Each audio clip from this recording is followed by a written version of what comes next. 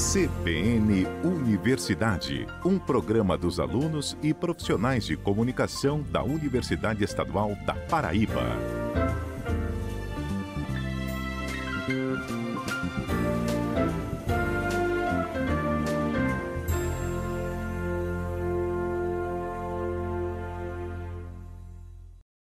Bom dia, está começando mais um CBN Universidade, nesta manhã de sábado na Rainha da Borborema. Você que está ligadinho na 103.5, fica com a gente, que tem informação, cultura e prestação de serviço para você, ouvinte da CBN Campina Grande, a rádio que toca notícia. Vamos saber o que é destaque no programa de hoje? No primeiro programa do mês de fevereiro, vamos falar sobre metas. Afinal de contas, o ano está apenas começando. O mês de janeiro terminou e o período de férias já acabou para muita gente. Será que tem uma fórmula para conseguir estimular e cumprir as metas? Vamos falar sobre isso no CBN Universidade de hoje. Mas o negócio agora é parar para pensar no que você está fazendo para cumprir essa lista de desejos. Vamos falar sobre um projeto sustentável da UEPB que incentiva o cultivo de palma a partir da irrigação por gotejamento, que é realizada através de energia solar. Esse modelo tem como finalidade servir de alternativa de produção, principalmente para o pequeno produtor. Tem o quadro Direito e Cidadania com o professor Luciano Nascimento. Na coluna de hoje, Direito e Cidadania, o ouvinte da CBN fica atualizado sobre o decreto que trata sobre a posse de arma no Brasil. E ainda uma matéria especial sobre esse ritmo que é tão nordestino e que se espalha pelo Brasil e pelo mundo, que é o forró. Vamos conversar com pesquisadores que escreveram uma cartilha que explica desde a origem até o passo a passo do ritmo, que é tradição aqui em Campina Grande. A gente acredita que vem da palavra forrobodó, que é uma palavra africana, vinda do ramo linguístico bantu. A palavra forrobodó, ela significa bagunça, confusão, mas num sentido alegre, positivo. Vai perder? É claro que não, né? Fica sintonizado aqui na CBN Campina Grande, a rádio que toca notícia, que o CBN Universidade está apenas começando. Apresentação, Carol Santos.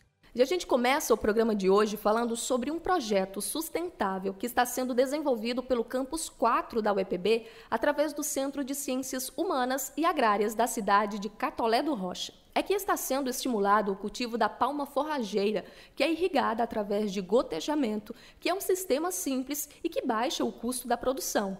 E tem mais, lá eles estão usando a energia solar para garantir a produção. Essa é uma parceria entre a direção do Campus 4 junto com o Serviço Nacional de Aprendizagem Rural e a Federação de Agricultura e Pecuária da Paraíba, a FAEPA. E quem explica para a gente como está sendo o desenvolvimento desse projeto é o diretor da Escola Agrotécnica do Cajueiro, que está à frente da pesquisa, o professor Edivan Nunes. Vamos ouvir o que ele disse.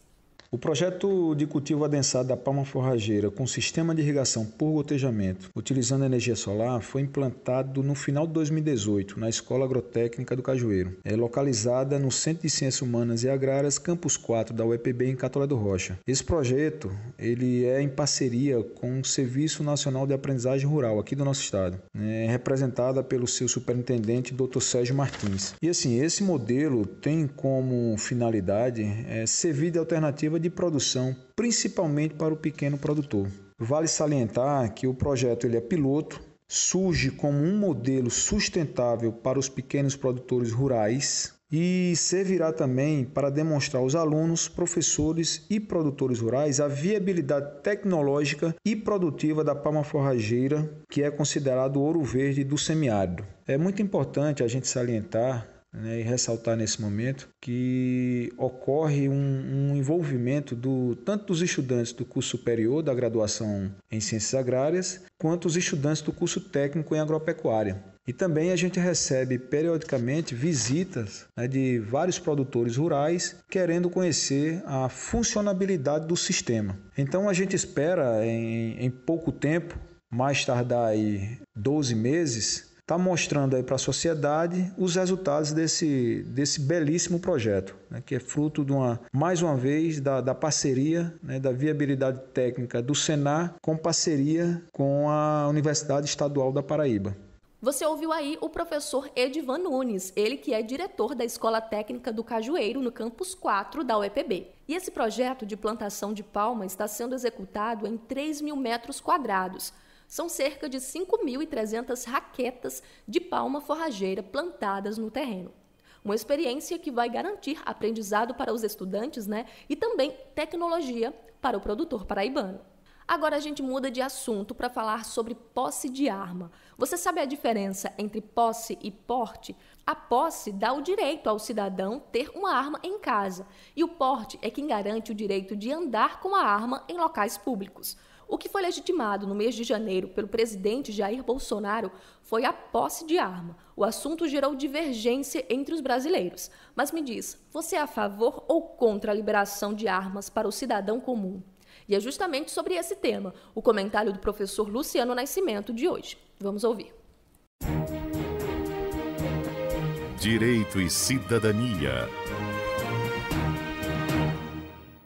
Bom dia, Carol. Bom dia, os ouvintes da CBN Campina Grande 103,5 FM. Na coluna de hoje tratamos, portanto, sobre o decreto assinado por Sua Excelência, o Presidente da República, Jair Messias Bolsonaro, um decreto que reformula o decreto 5.123 de 2004, do ano 2004, decreto esse que regulamenta a Lei 10.826 de 2003, o Estatuto do Desarmamento. Nós tínhamos, portanto, até então duas legislações que regulamentavam a questão do registro, da posse e da comercialização de armas de fogo no Brasil. Agora nós temos uma terceira, que é o decreto emitido por Sua Excelência, o Presidente da República. E aí tem uma série de questões que os teóricos do direito, principalmente do direito penal, do direito processual penal e os profissionais da segurança pública em geral, policiais militares, policiais civis, federais, outros órgãos que participam da segurança pública, que são órgãos legitimados para construir a segurança pública e que estão em um debate bastante intenso no Brasil. E aqui nós vamos tratar sobre algumas dessas perspectivas. Uma delas, por exemplo, é a reformulação que o decreto traz sobre o tempo de registro dessa arma, que nas legislações anteriores você tinha um tempo de 3 e 5 anos. Ou seja, a cada 3 anos, ao conseguir o registro da arma de fogo, cada 3 anos, se o órgão que havia registrado fosse as Forças Armadas, o Exército, então a cada 3 anos você deveria renovar esse registro. Se fosse registrado na Polícia Federal, a cada 5 anos. O decreto agora estabelece 10 anos para as instituições que têm competência para realizar o registro dessa arma de fogo. Não há mais distinção entre as instituições legitimadas. E o argumento maior do Presidente da República, que foi uma promessa de campanha sua, seria, com a reformulação das legislações anteriores, garantir ao cidadão o direito à defesa, o direito de legítima defesa quando a sua segurança estivesse em risco, quando a sua propriedade estivesse em risco, quando a sua família estivesse em risco. E, portanto, o cidadão comum brasileiro passaria a ter o direito de defesa que ele interpreta e que aqueles que estão fazendo parte do governo também interpretam que nas legislações anteriores esse direito não era assegurado. A questão nuclear desse decreto, assim, das legislações anteriores, é qual a necessidade? Como comprovar esta necessidade? Então, o cidadão comum deve comprovar que ele precisa exercer esse direito de defesa porque ele tem uma propriedade rural e que ela pode estar vulnerável. Porque na sua propriedade tem crianças, tem adolescentes, pessoas com deficiência mental e que essas pessoas precisam ser defendidas. Para além do cidadão comum, as pessoas que têm propriedade comercial ou industrial e que precisam defender sua propriedade. Portanto, eu tenho cidadãos comuns no âmbito rural, cidadãos profissionais do comércio e da indústria e, para além desses, nós temos também os cidadãos comuns que estão nas localidades urbanas em que, comprovadamente pelos institutos de pesquisa oficiais do Estado, você tem um índice de 10 homicídios para cada 100 mil habitantes. E aí,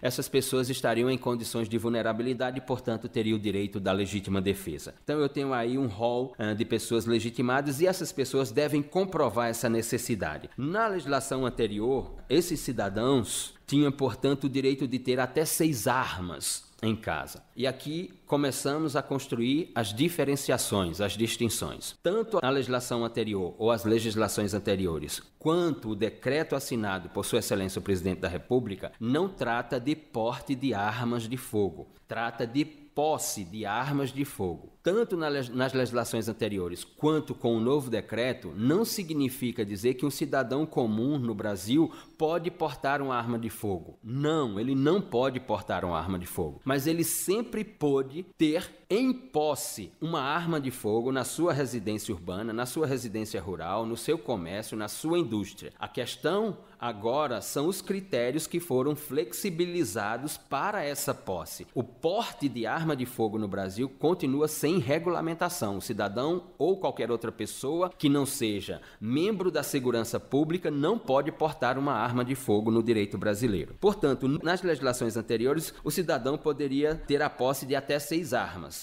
Algo que isso não acontecia. Agora terá no máximo 4 armas de fogo no seu ambiente residencial, comercial e industrial. A questão é que esse decreto surge no momento em que, no dia 14 de janeiro de 2019, a Folha de São Paulo publicou uma pesquisa em que 61% da população brasileira é contra a posse de armas de fogo. Em outubro de 2018, esse índice era de 55%. Em outubro de 2018, 41% da população brasileira era a favor da posse de arma de fogo. Hoje, segundo a Folha de São Paulo, esse número não passa de 37%. Então, no momento em que nós temos uma reprovabilidade pela população brasileira, no momento, inclusive, que os institutos de pesquisa no Brasil estão registrando o aumento do número de feminicídio nos lares, ocorridos nos lares, se dão por membros das famílias da vítima e com armas de fogo, né? Então, isso se torna bastante complicado. A questão é que devemos levantar a indagação. Nós, brasileiros, à luz da nossa cultura, à luz da nossa sociologia, à luz da formação das nossas relações sociais, estamos preparados para cada um de nós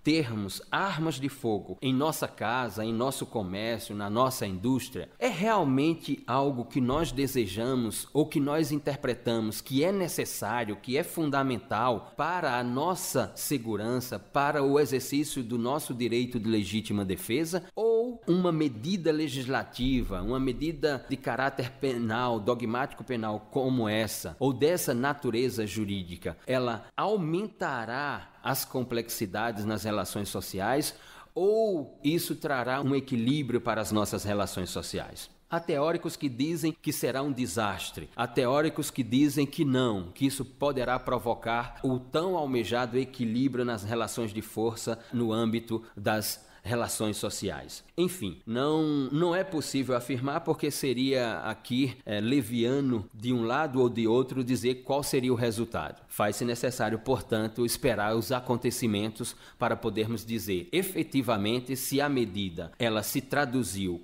positiva ou se ela se traduziu como um regresso, como um atraso nas relações sociais no Brasil. Voltamos no próximo sábado com mais uma coluna Direito e Cidadania na CBN Campina Grande. Obrigada, professor Luciano Nascimento, o responsável pelo quadro Direito e Cidadania, que toda semana está aqui com a gente, trazendo conhecimento para você, ouvinte do CBN Universidade. Agora a gente faz a nossa primeira pausa de hoje. Vamos para um rápido intervalo e, na volta, vamos falar sobre metas para 2019. Janeiro já terminou e é preciso colocá-las em prática, senão o ano acaba e vamos ficar devendo já para 2020. E ainda tem informação para você, estudante, que se interessa em ser monitor. Voltamos já já. CBN Universidade, na CBN Campina Grande. O CBN Universidade de hoje está de volta. A informação agora é para você, estudante, que tem interesse em ser monitor em algum projeto desenvolvido na Universidade Estadual da Paraíba.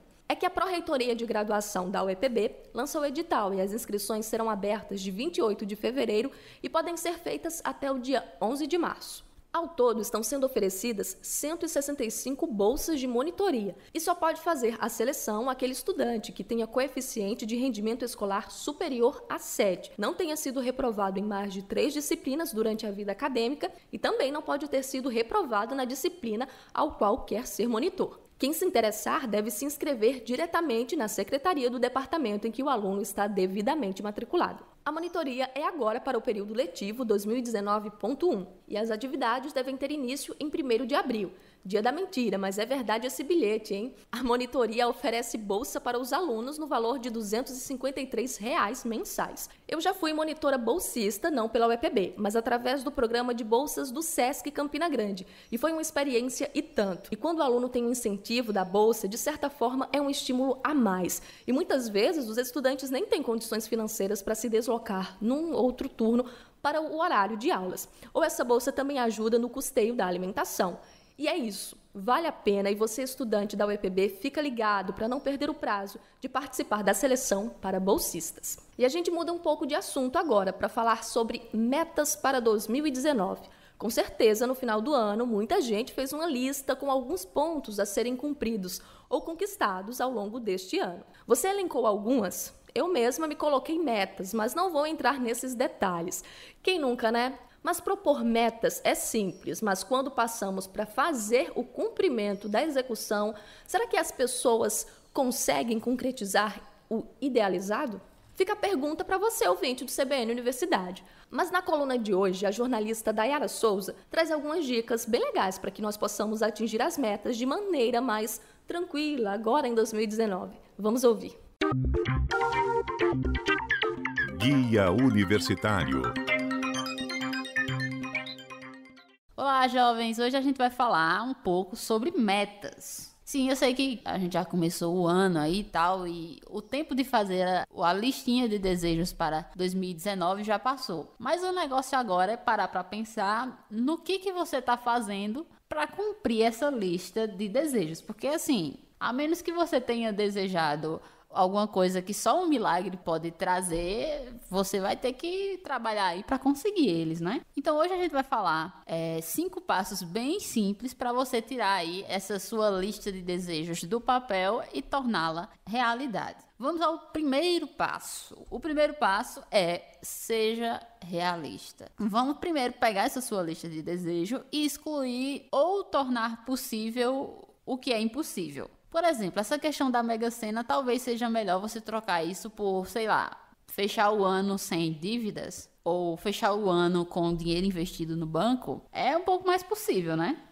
O segundo passo, transforme seus desejos em metas. Agora que você já pegou os seus desejos impossíveis, deixou eles um pouquinho de lado, focou nos que são mais possíveis, você vai transformar eles em metas. Como assim? Então, lá você deve ter percebido que tem muitos verbos e metas não são apenas verbos, são frases com objetivos claros, com prazos determinados e resultados que podem assim ser facilmente medidos. Ou seja, ler mais é um desejo, mas não é uma meta, porque o objetivo ler apenas é um verbo que assim, ele em si não diz tanta coisa.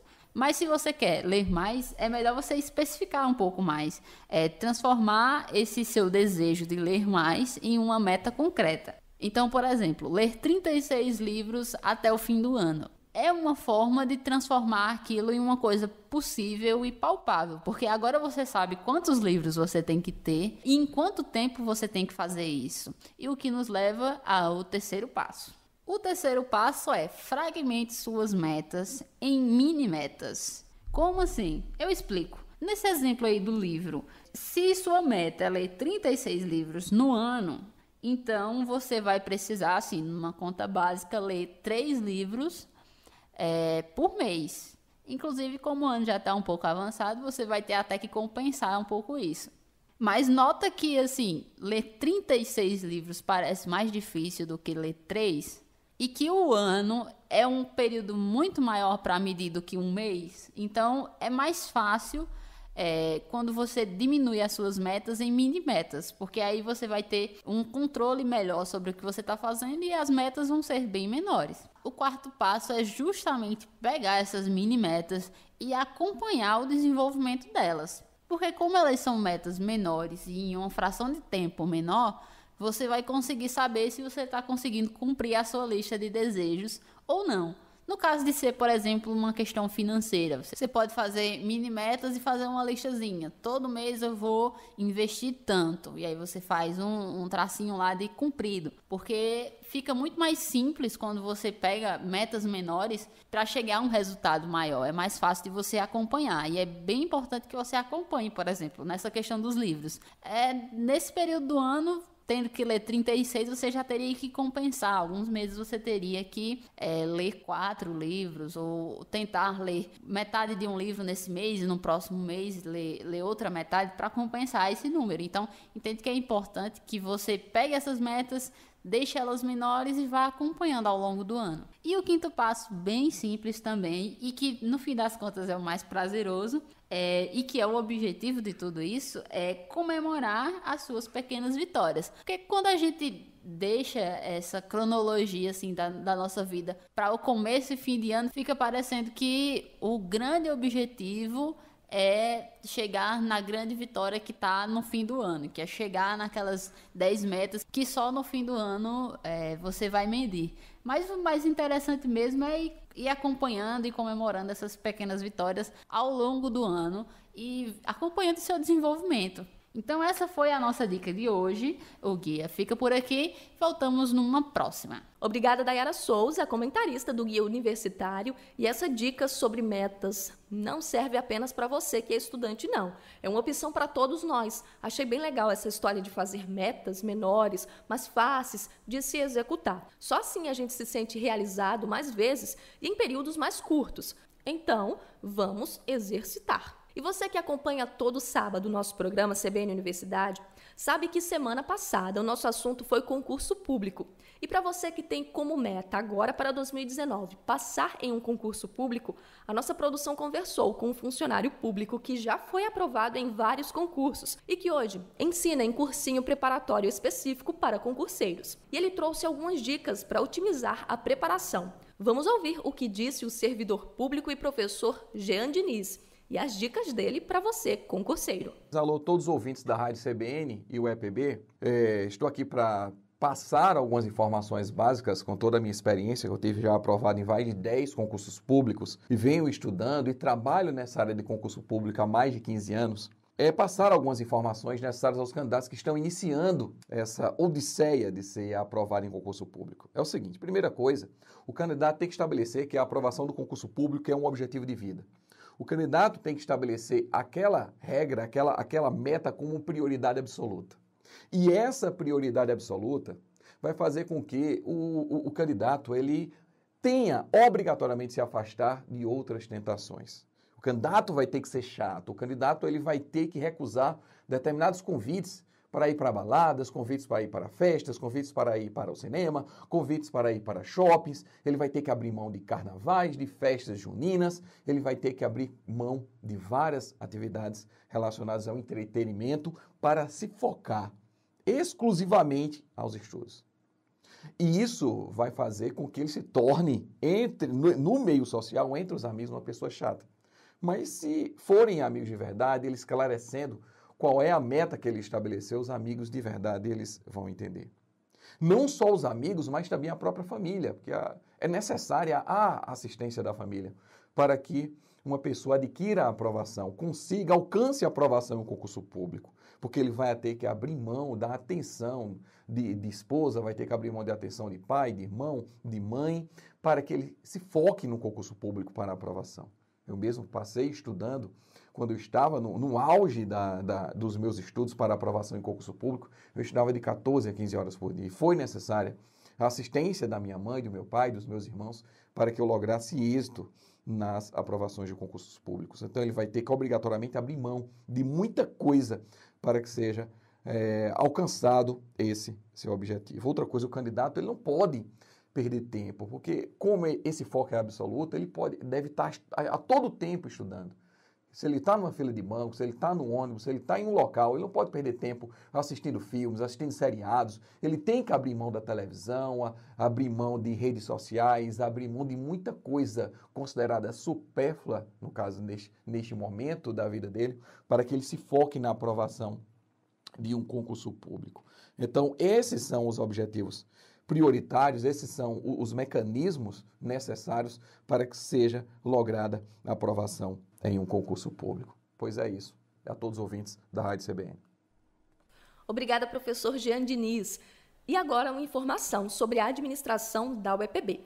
É que agora, na Universidade Estadual da Paraíba, foi criada a Comissão de Uniformização de Jurisprudência Institucional. O que é isso e como vai funcionar? A ideia é que essa comissão possa orientar os pareceres de ações administrativas internas da instituição, a fim de ser um padrão nas decisões tomadas e evitar pareceres divergentes sobre o mesmo objeto de análise. A portaria que cria a comissão foi assinada pelo então reitor em exercício da UEPB, o professor Flávio Romero. Neste primeiro momento, a Comissão de Uniformização de Jurisprudência Institucional será composta pelos servidores Thales Linhares de Azevedo, Tiago Arraes Lima Silva e Regina Coeli Lima Silva. A portaria ainda indica que os integrantes da comissão serão submetidos ao reitor, que poderá discricionariamente sancionar ou vetar os pareceres apresentados. Pois é, através do Conselho teremos mais igualdade nos objetos analisados, juridicamente falando. E agora vamos a um pequeno intervalo, mas antes, sente só o que vai ser o nosso assunto no próximo bloco.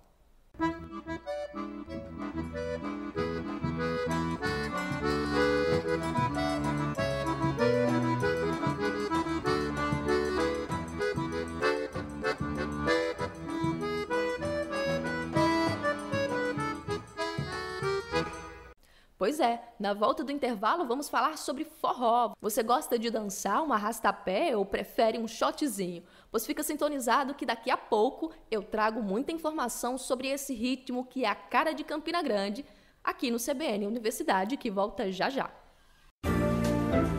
CBN Universidade, na CBN Campina Grande. Estamos de volta com o CBN Universidade de hoje. E a partir de agora, o nosso assunto é especial, porque vamos conhecer um pouco melhor este ritmo que, além de fazer muita gente dançar, também tem história, não só na nossa terra do maior São João do mundo, mas em outras partes também. E a partir de uma cartilha que vamos falar sobre o forró. A ideia de montar um material explicativo sobre o ritmo foi do pesquisador cultural Ivan Dias e do músico Sandrinho do Pan, aqui de Campina Grande. Quem explica como teve início o trabalho é o pesquisador Ivan Dias. Vamos ouvir. Percebeu que as informações sobre a origem do forró e sobre os subgêneros, os ritmos que compõem o forró, a história, e isso existia, né, distribuído em várias fontes diferentes, algumas fontes confiáveis, outras não. E aí a gente reuniu, metodizou e colocou em um pequeno caderno, concentrando todas essas informações. E aí o objetivo é fazer com que as pessoas hoje tenham acesso a uma informação embasada, né, confirmada, para compor aí o início da vida aí dos novos forrozeiros, tanto aqui do Brasil, das crianças, que a gente gostaria muito, e um dos objetivos seria distribuir essa cartilha nas escolas, né? Seria nosso sonho distribuir isso aqui nas escolas. E, por outro lado, também a gente tem o público estrangeiro que vem ficando cada vez mais interessado pelo forró e nos cobrava, né, dentro das turnês que a gente fez, esse conteúdo minimamente metodizado. Aí, então, comecei a escrever e tentar colocar isso tudo numa sequência lógica, pedi ajuda do Pan e, depois da gente muito mexer o caldeirão, saiu o rascunho, né, da cartilha. E nós tivemos o privilégio de Fernando Moura, que é um escritor, redator, um cara assim fantástico, biógrafo de Jackson do Pandeiro, nos deu a honra de fazer o prefácio e a redação final da cartilha. Com isso, ele transformou o nosso rascunho num poema. E esse é um material bem legal, com várias ilustrações que mostram de maneira didática a história desse gênero musical. Mas você já parou para pensar o que é o forró em si? Será que tem uma definição única ou a mesma palavra tem vários significados? Nossa produção conversou com o músico Sandrinho do Pan, ele que também faz parte desse projeto. Sandrinho explica pra gente o que é o forró. Escuta aí o que ele disse. O forró é a dança, o forró é o ritmo. E faltava essa questão do subritmo, porque a gente entende o forró como um gênero musical que é composto pelos subgêneros. Shot, baião, chachado, arrasta-pé. Então ele é ritmo e também subritmo. Eu gosto sempre de exemplificar, por exemplo, a música do Dominguinhos, ele fala: vai ter forró na casa do Bill. Você vai ver o que nunca viu. Quando ele disse que vai ter forró, ele não está dizendo que vai ter apenas forró. Ele está dizendo que vai ter uma festa, ele está dizendo que vai ter a dança, ele vai estar dizendo que vai ter shot, baião, chachado e o próprio forró. Então, essa música, essa falazinha, ela exemplifica bem esses 4 elementos, né, que responde 100% da pergunta: o que é o forró? É um gênero, é um subgênero, é a festa e é a dança. Então, essa é a resposta concreta, assim, que normalmente as pessoas respondem 1, 2 ou até 3, mas nunca perguntei e ninguém respondeu as 4. E a origem, o senso comum, ele tem uma força muito grande, né, de dizer uma coisa e essa coisa se tornar verdade. E durante muitos anos foi dito que forró vinha de forró.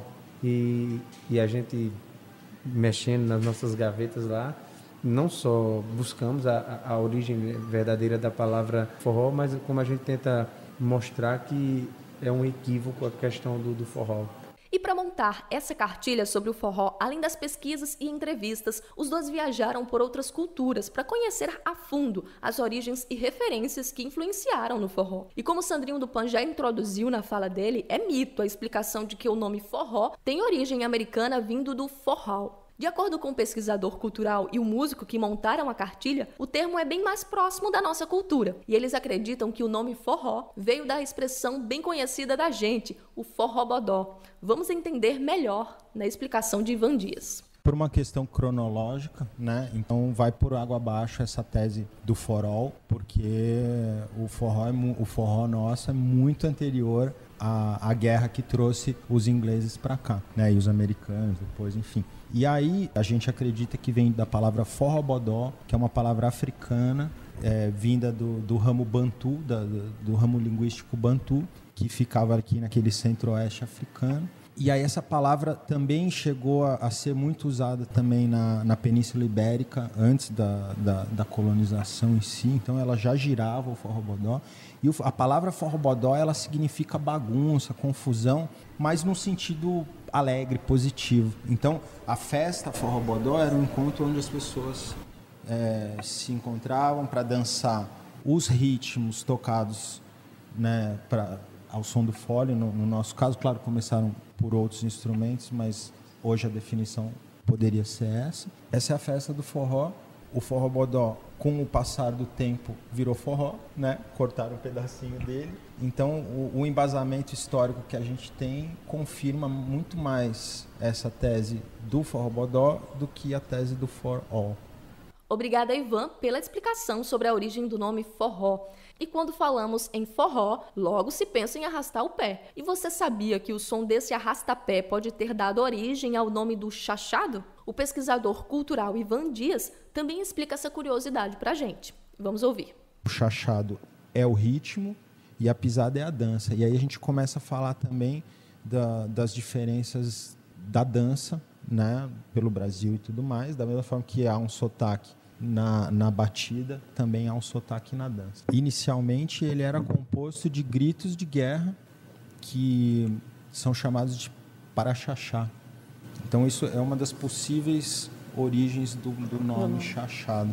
Então era aquele grito de guerra para animar os companheiros. Vamos, né? Vamos pegar o cara, tal. E aí isso era o paraxaxá. Uma das explicações é que o nome chachado vem do chachar o feijão, e aí também faz a relação com a dança da pisada, que seria um movimento que poderia explicar debulhar o feijão. E a dança também tem uma outra explicação para sua origem, que era o último cara, o último guerreiro da fila, né, onde os cangaceiros estavam indo numa trilha. Ele invertia um dos sapatos e andava de costas, batendo o pé, para apagar os rastros do bando. Então, para a polícia achar que o bando estava indo no sentido contrário. E aí, ali você faz uma relação entre a dança, essa dança da pisada, e o ritmo do chachado, né? Enfim, a origem do nome chachado tem várias explicações. Essa é uma delas, e a gente, infelizmente, não chegou a uma conclusão, né, sobre a origem do chachado, do nome do chachado. São muitas as curiosidades sobre o forró. E de acordo com os pesquisadores, o som do chachado tem diferença de acordo com a região em que ele é tocado. Para você entender melhor, separamos 2 tipos de chachado. O estilo que é tocado no sudeste do país e o outro nordestino. Mas exatamente o chachado tocado aqui na Paraíba. Escuta só. A forma que o pessoal toca o chachado no Sudeste, e lá os andamentos são bem lentinhos, né, referente à dança mesmo, a intensidade do beat, e aqui já é bem mais para frente. Por exemplo, a primeira aqui vou mostrar do Sudeste.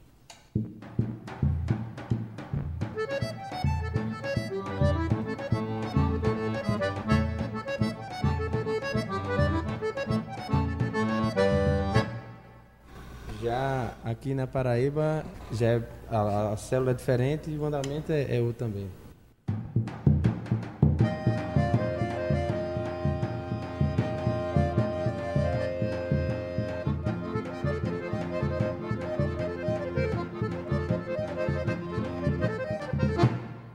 Eita, que só de ouvir esse som a gente já pensa no São João de Campina Grande, não é mesmo? Pois bem, fica sintonizado com a gente, pois vamos para o nosso último intervalo do CBN Universidade. Na volta, eu trago informações sobre a festa do maior São João do mundo e ainda mais curiosidades sobre as variações e subgêneros do forró. Antes de encerrar o bloco, tem a participação do sanfoneiro Roninho, que diz que a sanfona é um instrumento universal. Escuta aí.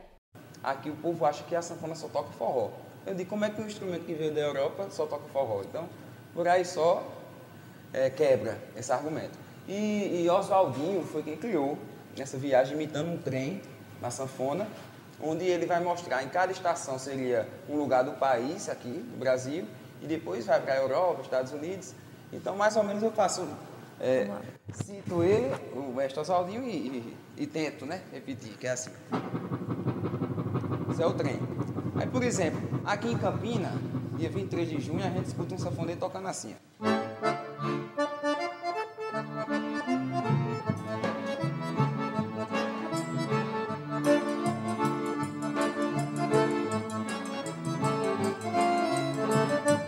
Por exemplo, se a gente fosse para Olinda, seria o frevo, né?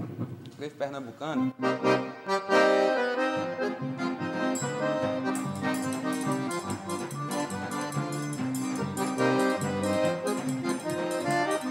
Por exemplo, se fosse tocar uma bossa, Rio de Janeiro.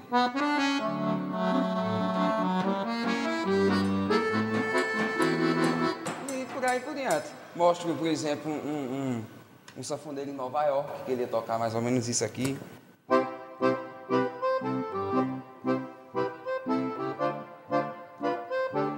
Por aí vai, mostrando justamente como o acordeão é um instrumento completo, versátil. Isso já foi provado por mestres como Sivuca, como Oswaldinho, como o Franco Marrocco, que é o maior sanfoneiro de jazz, e o Dominguinhos, que conseguiu unir o jazz, a bossa, o forró, de um jeito inexplicável. Então, isso é só para reforçar o que já existe. Esse é o Roninho do acordeão. Fica sintonizado que o CBN Universidade volta já. É rapidinho. CBN Universidade, na CBN Campina Grande. Estamos de volta com o CBN Universidade deste sábado e bem animado, falando agora sobre forró. É a nossa cultura nordestina tendo espaço aqui no nosso programa, que, como você já sabe, é produzido por estudantes de jornalismo da UEPB e de educomunicação da UFCG, e tem a supervisão da Coordenadoria de Comunicação da UEPB. E como prometido, já trago logo a informação sobre a festa junina de Campina Grande, já que estamos falando em forró e é ele que domina a cidade durante 30 dias. Então bora lá. A festa junina este ano em Campina Grande já tem data definida para acontecer. Será realizada de 7 de junho a 7 de julho no Parque do Povo, mesmo local do ano passado, né? Porque assim que terminou a edição da festa de 2018, foi apresentado um projeto para mudança de local, mas essa ideia não será colocada em prática agora esse ano, não. O São João de Campina Grande continua com a parceria público-privada entre a administração municipal e a empresa Aliança. O maior São João do mundo, como é conhecido, vai homenagear a cantora Elba Ramalho, que já é a atração confirmada da festa, com show previsto para a noite de 23 de junho, véspera do dia de São João. O centenário do cantor e compositor paraibano Jackson do Pandeiro também será homenageado através do palco principal da festa. Pois é, o carnaval ainda nem passou e já estamos falando de São João. E durante todo o período junino, os trios aproveitam para faturar e dão o ritmo da festa por toda a cidade. A gente encontra trios no comércio central, nas panificadoras, nos bairros, nas festas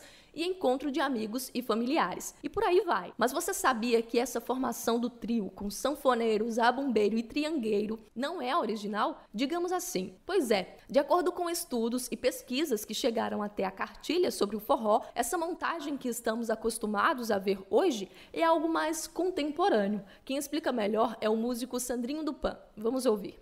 E essa formação que a gente vê, curiosamente, a gente pensa que ela vê um trio, né? Zabumba, triângulo e sanfona. A gente vê como uma formação tradicional. Na verdade, ela é uma formação, de certa forma, contemporânea, porque as primeiras formações, né, do forró, ele começa com pífano, depois passa pela rabeca, fole muito baixo, a gaita, até chegar nessa formação de trio, né? Porque antes o instrumento que antecedeu o zabumba era o melê, que era uma afinação de corda, uma pele diferente. E ele testou, por exemplo, reco-reco, ganzá, até chegar no triângulo. E que o legal é que tem uma curiosidade, por exemplo, quando você vê um trio de forró mais conservador, sempre o zabumba vai estar do lado do teclado, porque o teclado é a parte aguda do acordeon e a zabumba é grave, então já se harmoniza. O triângulo é agudo, o lado de lá é o baixo, é grave. Então fica essa coisa muito bem equilibrada inteligentemente. Tanto que você vê Dominguinhos, os acordeonistas mais conservadores sempre prezam muito por essa questão, porque aí fica um som bem distribuído, de uma forma bem linear. E de acordo com os escritores da cartilha que traz a história do forró, o gênero musical pode ser dividido em vários subgêneros, como o chachado, o xote, o baião e o arrastapé. E separamos um trechinho da entrevista deles para que você possa entender um pouco sobre esse subgênero do forró. Escuta aí. O arrastapé, ele tem uma origem francesa, ele era dançado nos grandes salões de baile da burguesia da época, foi muito praticado nos séculos 13 e 14, e depois ele chegou até o século XVIII. E nisso, essa dança e esse ritmo do arrastapé, ele veio e foi absorvido pelas festas populares, que nós chamamos de festas juninas, que são, na verdade, a celebração da colheita. Então, no mês de junho, todos os agricultores e fazendeiros, eles faziam sua colheita e se reuniam, cada um trazendo uma coisa gostosa para dividir, faziam uma fogueira e tocavam o arrastapé. E aí foi aí que teve essa fusão de toda a bagagem que veio da França e da turma europeia, misturada às nossas festas populares, que são vinculadas aos santos, né? Então acabou que o arrastapé ficou assim totalmente ligado às festas juninas e aos santos, Santo Antônio, São João e São Pedro. E uma curiosidade, que nas quadrilhas mais tradicionais, que hoje as quadrilhas também mudaram um pouco, né, o perfil, tinha alguns passos, né, que eram em francês, por exemplo, a Lavanture, a Narré, ou seja, uma coisa que ainda é bem presente, né? É uma característica desse gênero, pontuando precisamente a coisa francesa ali presente. Que, curiosamente, isso é uma questão até antropológica, né? A gente pega as gravações de arrastapé de 40, 50 anos atrás, eles eram bem mais lentos do que é hoje. Antes da gente falar mais, só para vocês entenderem a diferença mesmo que a freneticidade do contemporânea causou no ritmo. Por exemplo, o shot de antes, o arrastapé de antes, era assim.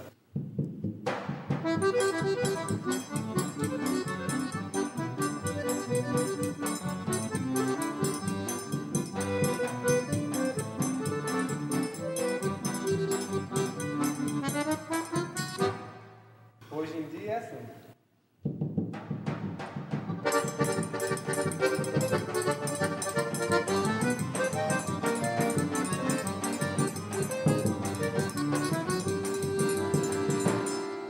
Ou seja, a coisa ficou bem pra